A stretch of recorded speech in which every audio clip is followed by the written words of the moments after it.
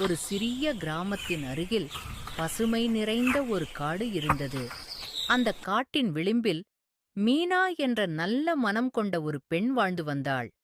அவள் விலங்குகளை மிகவும் நேசிப்பாள். காயம் பட்ட பறவைகளை சிகிச்சை செய்து பசித்த விலங்குகளுக்கு உணவு கொடுப்பாள்.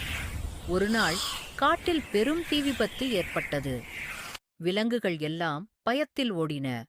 மீனா தன் உயிரைக் கூட பொருட்படுத்தாமல் முயல், மான், குரங்கு, யானைக்குட்டி ஆகியவற்றை பாதுகாப்பான இடத்திற்கு அழைத்துச் சென்றாள். சில நாட்களுக்குப் பிறகு மழை பெய்து காடு மீண்டும் பசுமையடைந்தது.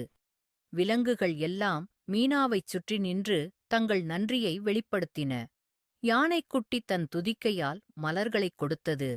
பறவைகள் இனிமையாகப் பாடின. அன்று முதல் அந்தக் காடு மீனாவின் நட்புக்காடு என்று அழைக்கப்பட்டது. நீதி: மனிதரும் விலங்குகளும் அன்போடு வாழ்ந்தால் இயற்கையும் நம்மை பாதுகாக்கும்,